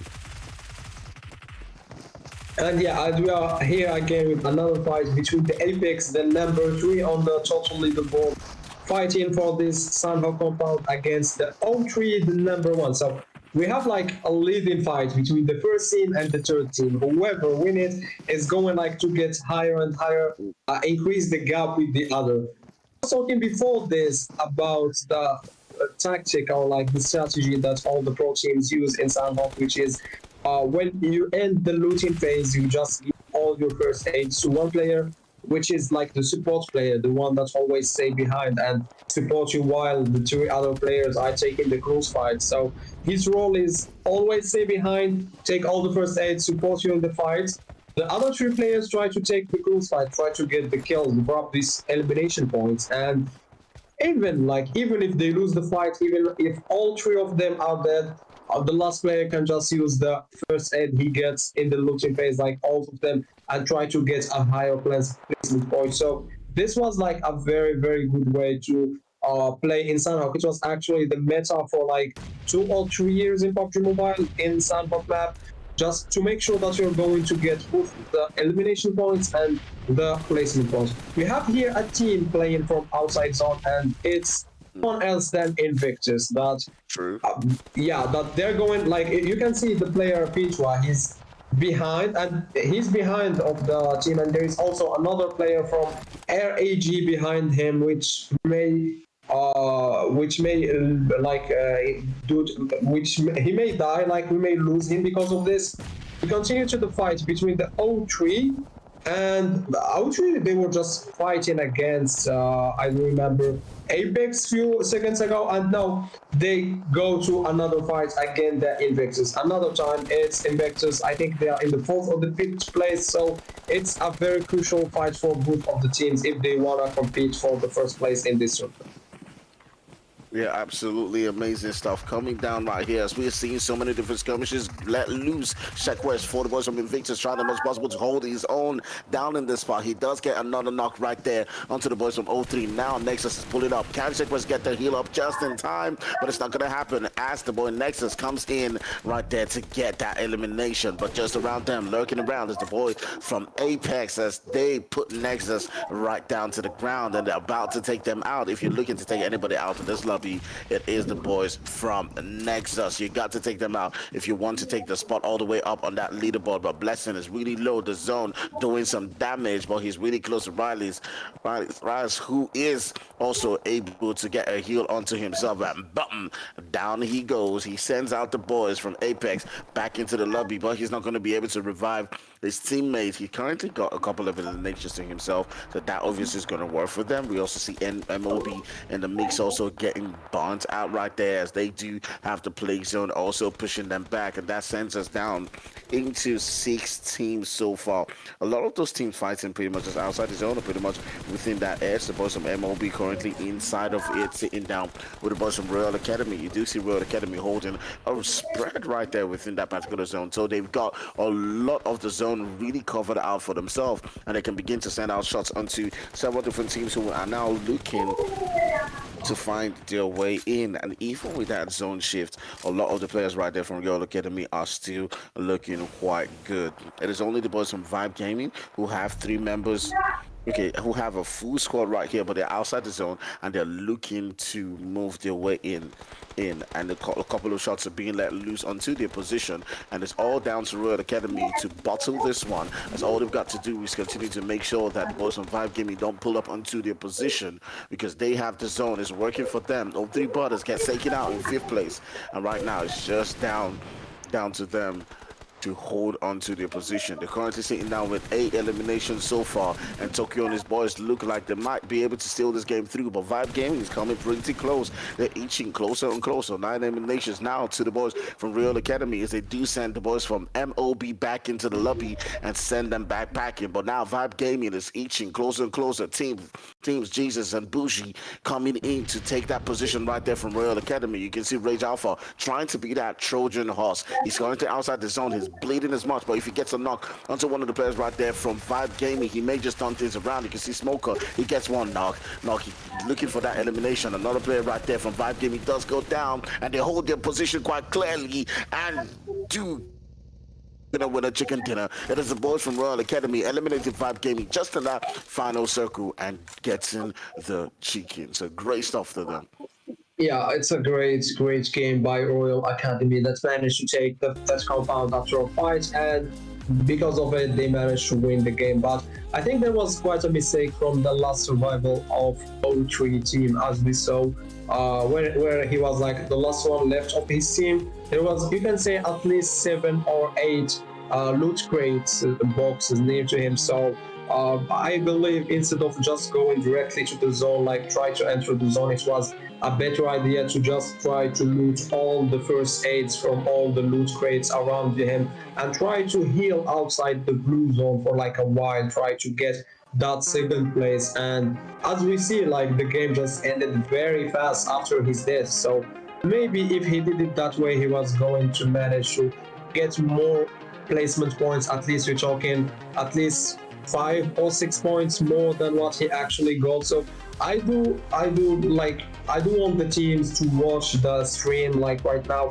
and to pay attention to all the advices we say, like to everything we're saying, because it's going to help them a lot to improve and to manage to make a progress after this tournament. We have here the MVP from Invictus, which is the player Neo with 5 kills, 600 damage, and 17 minutes of survival time. I do believe the highest kills for a single player was like 7 kills, maybe 7. I think it's 7 or 6. It was in the first game, and we have also the highest kills was for Afro in the Miramar games, 14. The Royal Academy, they got 13. Right now, like they didn't manage, or like none of the team managed to break the record of the highest kills. We're going to see if there is a team that is going to break it after the last game of Erangel and during all the games left in this tournament. We have the head-to-head between Royal Academy and Invictus.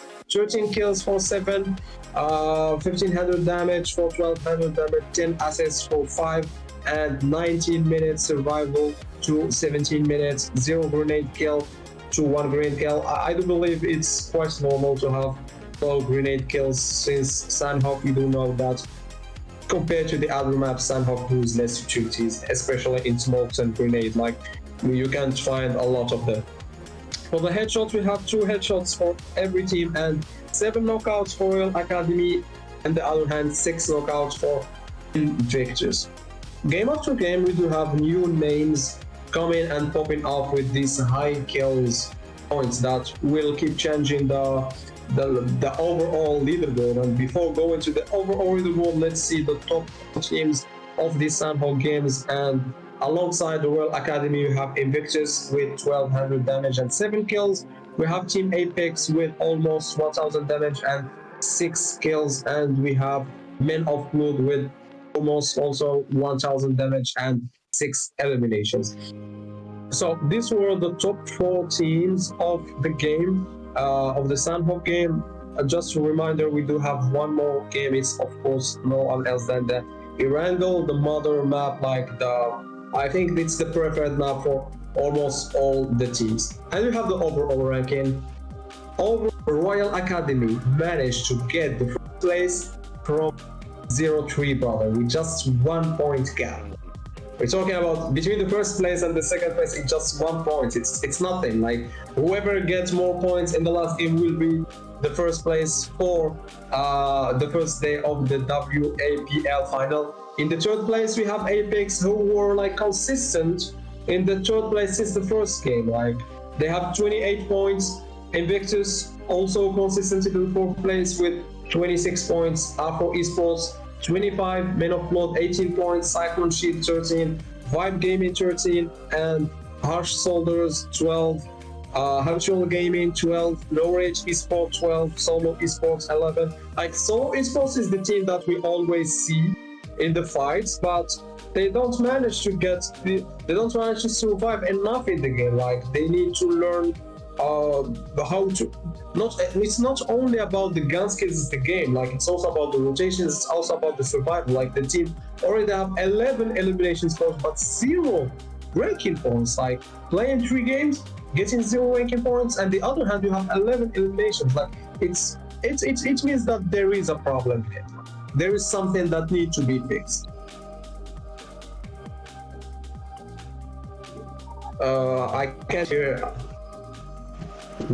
All right, sorry about that. Absolutely, we'll see if that final game of the night is where they do fix that. We'll be right back for some more action just immediately as we come back from this little break.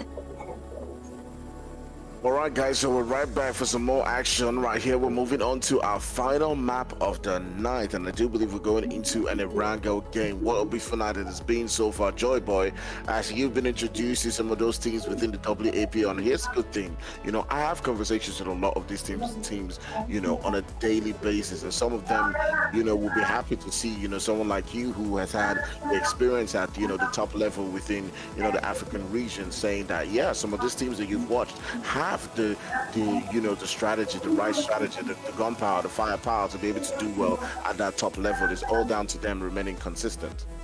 Yeah, exactly. It's almost about, it's not enough to be good. You have to be good and be consistent, and also you have to have the champion mentality, because maybe you can perform well and third-party tournaments, but believe me, when you're playing something official, when you're playing something that matters a lot, like, you're going to be a bit scared. Like, your mentality has to be very strong. So this is why esports is something that's very complicated. You need to be good in the game, be good outside the game, and because of this, I always advise the players and the teams to be like brothers. Like, make your teammate just like your own brothers. Like, you help each other, support each other. So, like, whenever someone of you his level is going down, you go to support him so he gets back to his level. Like, if you feel that as an IGL, you're not just giving the team rotations, you're a team captain, you're like the big brother of the team. If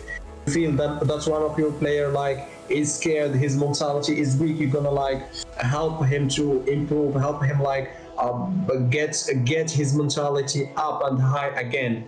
And talking about high, we have here the plane of Erangel going high from the military base to the Severny very plan page. And I don't remember, I do remember that we had fights in the first Erangel game in the Zarki area, and also in the Yasnaya city. Okay, Yasnaya is a big city, maybe it can get more than one team, maybe two teams can loot it, and we usually see more than one team looting Yasnaya in every official tournament. But I'm wondering if we're going to see the same fight again in the Zaki area between the teams the same way we saw it in the first game.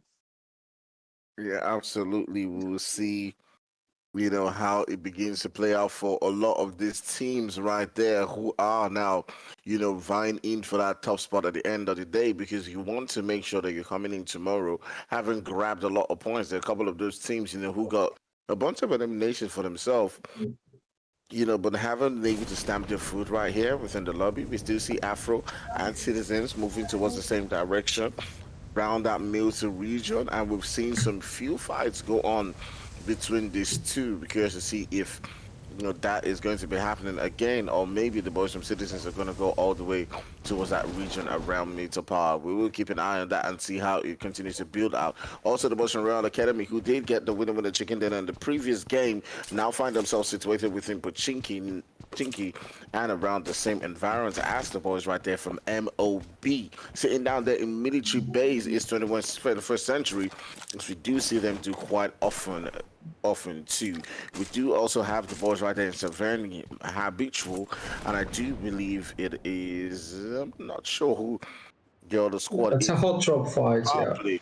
Yeah, the boys from Foul Play and Habitual are within the same environments. Invictus and Vibe Gaming, and also within that regions around school, we're seeing the two of them, might be able to get into a loose skirmish here and there within those environments. And we'll continue to keep an eye and see how that one does develop through. But a couple of teams are within the same, vicinity. We might see legal skirmishes happen here and there, and it's all down to, the decision making from these teams. But we'll see how that one continues to play out as Habitual is now in the same, position with the boys from Foul Play. Joy, but although these two guys land within the same vicinity, they've been doing this since, the junior league, even before, they all qualified into this finals. And sometimes what they just do is they just loot away and just decide to pull out of this position. But we'll see if today they do decide to fight. Actually, like you can say that Sigourney is this city where two teams, 8 players can loot it like head to head. Like I don't think so. It's not. There is not enough loot to two teams. Maybe as Naya it is, but like Sigourney is a small city, so at some point they will have to fight. When you're talking about Sigourney, it's like 99% the team is playing on the edge of the zone. So we have two teams playing edge of the zone from the same city. So they will always have to fight at some point of the game. So I was talking about the reactive situations in Sanhok game, and now I'm going to talk about the reactive ones that we usually see in maps like Erangel, where we have a lot of compounds. So in Erangel, like the situation is always one of three. Like it's a defensive spot. It's when you are inside the circle, like you have a compound, a position, you're happy with it, and you just need to protect it, like to protect your line and make sure that you're the last team on the line. And it implies that to kill teams willing to play your line and or like force them to bounce to another line, which is like quite easy and how like many teams, like the majority of PUBG Mobile teams play in. It's the same way that Royal Academy are playing. They land in pushing key, they rotate fast, take up a compound, a good central position, and defend it. And then we have the second situation, which is like playing from a lurking spot. It's like when you are like in a good spot and then you have some treats, like you have to use your time to weaken the teams around you. And weaken the teams is not only trying to kill them, like get kills from them, eliminate players. You can weaken them, but just like destroy their vehicles, try like to damage their helmets, their vests, stuff like that. It's all ways to weaken the teams around you. So you just have in such situations you have to weaken the teams around you and create like opportunities, like while having a clear idea of what your line is. Like you stay active, start lurking around. Basically, you are moving back and forth in every direction to see if you can get something for free. Like if you can get a knock, if you can get a kill. It's the same way we see Afro players usually playing, especially in Miramar map. They keep moving around, try to get if they can get like some elimination points for free. But like the idea is just to third party fight. And it should be clearly called as it implies to give up your control, to focus your resources on this decision. And then we have the third and last situation, which is where you are outside the zone, like where you are in an offensive spot. So here you are chasing the circle and you need to get to the next position on the line, and the lines principle will help, but the decisions should be made as early as possible based on information acquired at this point. So you have information that there is a team in front of you, maybe this team already lost a player, remember it from the kill feed, they lost a player in the first zone, like in the second zone, and they're like only 3 men, or maybe you got a knock on them. So you have to do it fast, like don't overthink, and in the same way don't take a lot of time, and make sure that you have a plan on what you're doing. Okay, if we get a knock, for example, you say if we get a knock, we're going to push. Not like that. We're going to push from the right side. We're going to push from the right side and nade the second floor. Like you have a complete plan, complete idea, a big image in your head of what you are doing, because there are as I said, in an offensive sport, you don't have access to the zone. You have to fight to get into it. So this were like the decision or the situations that you usually get in the Erangel map. So you have to base your gameplay, just like try to balance it and know what you have to do in every situation. And here, as I said, like the teams from Severny, they don't seem to have this good loot. If we see the player Chad, he doesn't have like any first aid, any bandages, like no boost. He only has one smoke, and I don't think that he has enough ammo. So Severny is not a city to teams to lose. So what do they have to do is just fight, try to eliminate each other, and then try to take control of the position and play the line from Severny, play the edge from Severny to move to the Znaya bridge, and otherwise, like everything else on their own. Like there will be no one that they will have to pay attention to, no one that may backstab them like at any point, at any stage of the game. So here we keep fighting, and the fights seem like very, very slow in my opinion. So the boys from Habitual trying to hold up an angle against Fowl play. They're coming at them from several different positions. And you can see Shadow and his boys trying as much as possible to surround them. They're not retreating away from this particular fight. They're going in for the juggler, trying to see if they can get a knock or two onto the boys from Fowl play and begin to make their move. Jealousy was at a position on top of that building. Chad is wanting to hold a very similar position right there. All the way on the opposite side of that street is the boy Psycho. But here is it where things now begin to turn on its head, because now Foul Play, knowing that a couple of those players have rotated into that position, have now decided to make a rotation of their own. You can now see the boys right there from Foul Play looking on for Shad, looking to take him out, as they're quite aware that he's just one man right there. If they can get a knock onto him, they can turn things around. Absolutely, begin to change this game so far.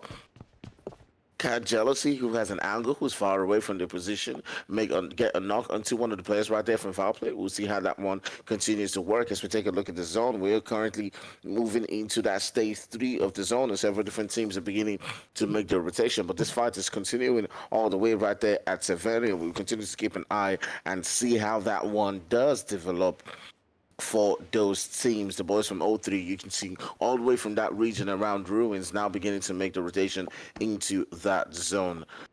Sitting down quite in that center region, you have the boys from 21, not too far away from Hash Esports, who is basically just west of their position, and north of them is the boys from O3 and MOB, who are also converging on their position. But continuing on with the onslaught right here, as the boys right there from MOB and Foul Play, who are in this little skirmish. None of them has gotten a knock so far, but they're pretty much just chasing. And you can see Shad is really close to the boys from Foul Play. He's trying to evade them for now, trying to make sure that they don't get a knock onto him, but he does hold a position that they're quite aware of, and they're continuing to make a move onto him.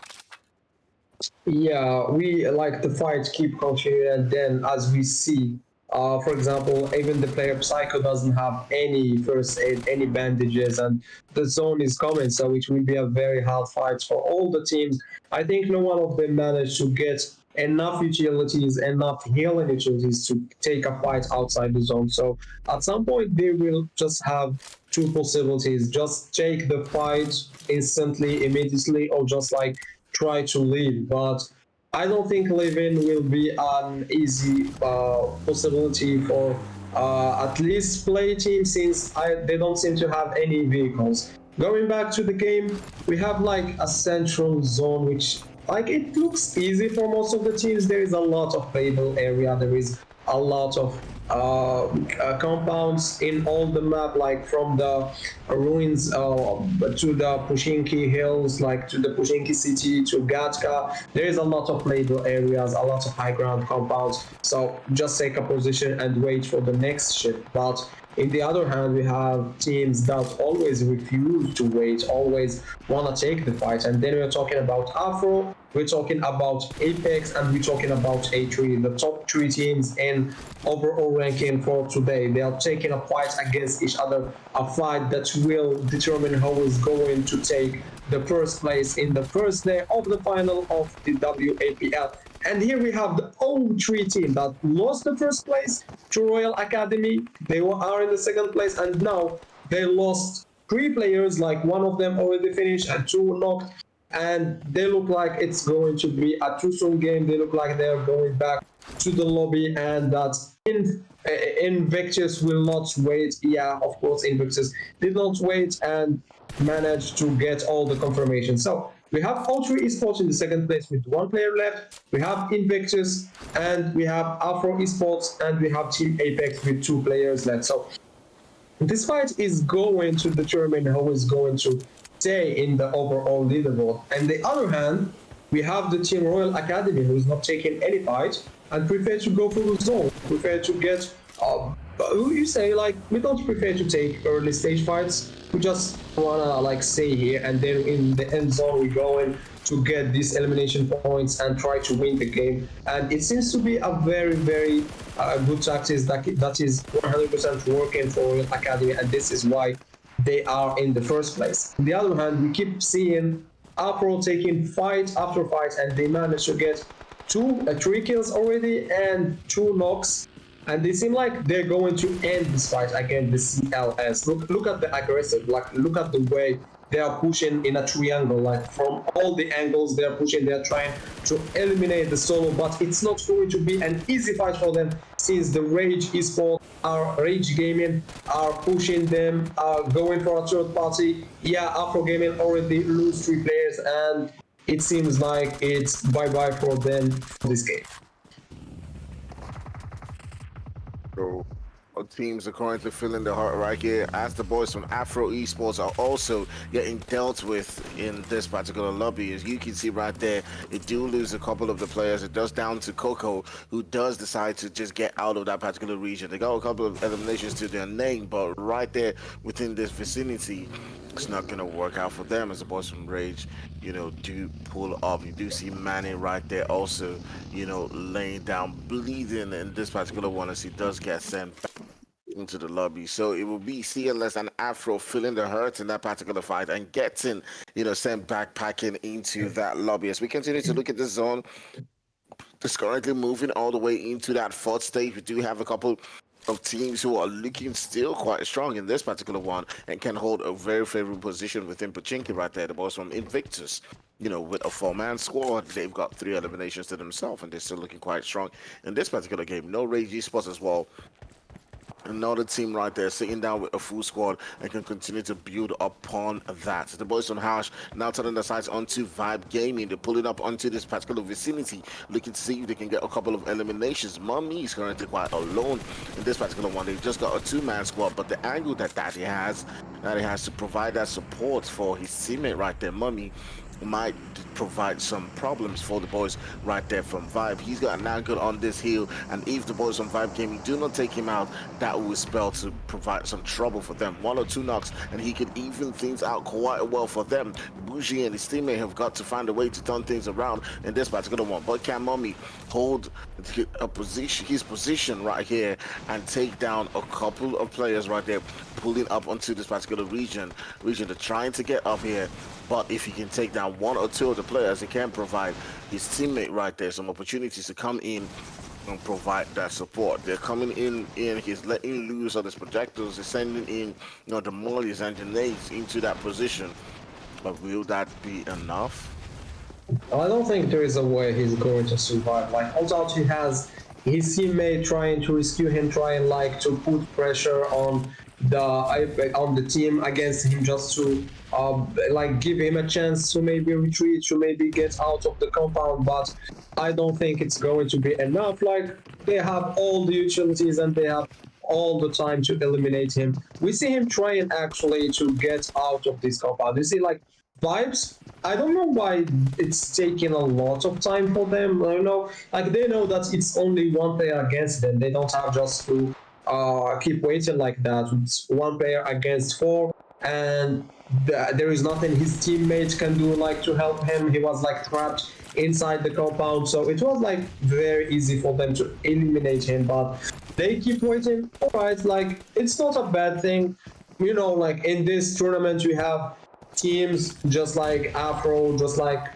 Invictus, that were going to take it very fast, try to clean the compound in such situation, like they will not think twice. And then we have the teams that prefer to play a bit slowly. So every team has its own way of like execution, our way of playing the game and strategy and the gameplay, but it's always way better to take opportunities when you have them. We were talking that he was trapped in the second floor. He had no way to get help from his teammates, so it was very easier. It was easier to eliminate him in that situation than waiting him to back out to get behind the wall. And now he has all the support from his teammate behind the tree that is covering almost all the angles, and that will make it very hard for Vibes, and give it extra time to survive. And why not? All right, so you can see on the screen the half team, they got eliminated by the Vibes, so they finally managed to clear the compound for themselves. And in the other area in the zone here in Pushinki Hill, which is one of the hardest hills to hold in PUBG Mobile ever, because there is two hills near to each other, and it's almost impossible to hold all of it on your own. There's always team that will push you, and while they're pushing you, you don't have that big of an advantage. It's almost an equal situation for the one defending and for the one attacking. So this is why it's one of the hardest hills to hold, and this is 121 Century.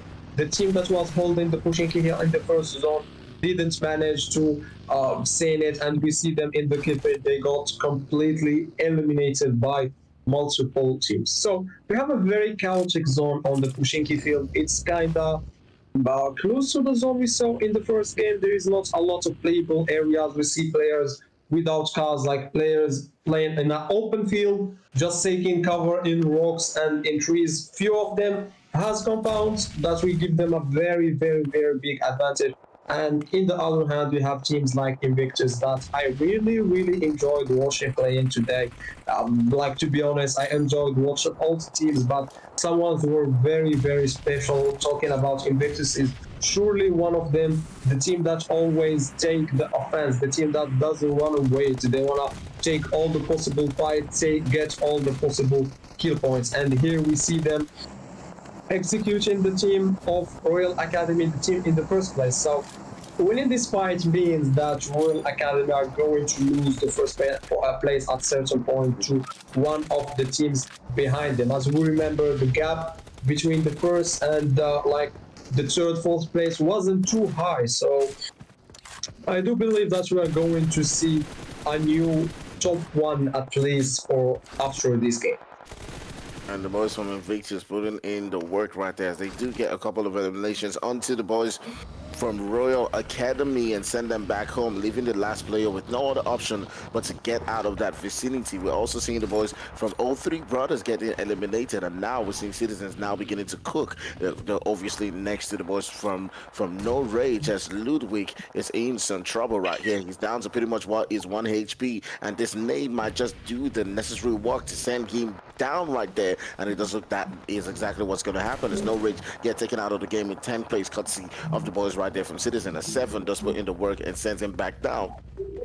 But we also see on the kill feed, the two players right there from Apex are still cooking in this game, as they are now in the skirmish with the boys from Citizens. Citizens in this one, they both exchange a couple of knocks and are down to just Wizard in this particular one right here. And Citizens are now pulling up onto this particular location. Beko and his boy now turning sights onto Wizard. If this nade can connect, it might just spell the end right there for Apex, as in that very moment Wizard does decide to pull up into his buggy. He leaves that position. He does get a knock onto Beko, and this is where things might now turn around. But is he gonna go back and try to fight things out with the rest of the players right there for Citizens? I'm not sure if he's fully aware that they are just a two-man squad in that particular vicinity where he got the knock. If not, he might have decided to go on and finish that one off. But he will get sent back into the lobby by another team right there, Solo, as they do get taken out. So right there, here you're beginning to see several different teams currently just cooking it out. The boys from Invictus have got 8 kills to themselves. Right next in second place, you got the boy right there from Afro. Sidizens are still holding their own down. They've got 5 kills to the name, but they still sitting down with 3 players. But just as I was speaking about that, one of the players gets sent back down into the lobby, and right now it is looking like it is between the boys from Invictus, Vibe Gaming, and Solo Esports when it comes to the amount of numbers that they have right here within the lobby. Who do you think is going to win this one? Just spam the chat right there, guys. Tell us who you're rooting for in this particular one. Now seeing Invictus, they've pulled up into this location. They are looking to hold that position where Afro Coco is currently at. They can spam him right there. They do send, you know, that Molotov, but at the end of the day, it will be Solo that does get that finish onto that player right there from Afro as they do get sent out, and we're down to just 5 players left within the lobby. I do actually like the way that Afro doesn't think twice before taking fights. I feel that they have this confidence, like they got this confidence that we can take fights, and not only take them, we can win the fight. So we don't have to be scared of it. I do wish that, yeah, as I said, like they push the Solo in the check, and now again they are pushing the team, the Solo team this time, like the team in the compound, and they will 100%. They did manage to take the compound, and I think they're going to win this game. And why not break the record of like 14 kills that we had in the Miramar game by the Afro. We're talking about Invictus. There is 11 players left, including them. They are a four-man squad, and they already have 13 kills. So they just need 1-2 extra kills, and they're going to break the record that we got in the Miramar game by Afro Esports. So at this point, it's a very, very easy game just for like Invictus. It was not, we can't say that it was easy from the beginning. They were not zone blessed. It's actually, they were taking fight after fight till this point. They didn't have the compound. They just pushed and managed to take the team. That's all that was that was like there in this particular compound. And now they will easily manage to win the game. Like you can see the teams against them, they are in the full open. They don't have a lot of cover, and most of them don't have enough utilities, enough smokes to keep hidden in the grass for a very long time. Like it's just a matter of time till they will run out of all the utilities they have, and they will be like very, very easy kills for the Invictus. I wish that at least one player of the INV will go to the roof, try like to climb into the roof of the a small compound, because it will be so easy for him to spot all the players around and to end the game faster, to make sure that they're going to get more kills and more eliminations. So, and yeah, of course, one of them already went to the roof, and he's going to get all the information needed, going to get a clear idea where every team is, how many squad, like all the information that his team needs in order to win this game, the last game of the first day of the WAPL.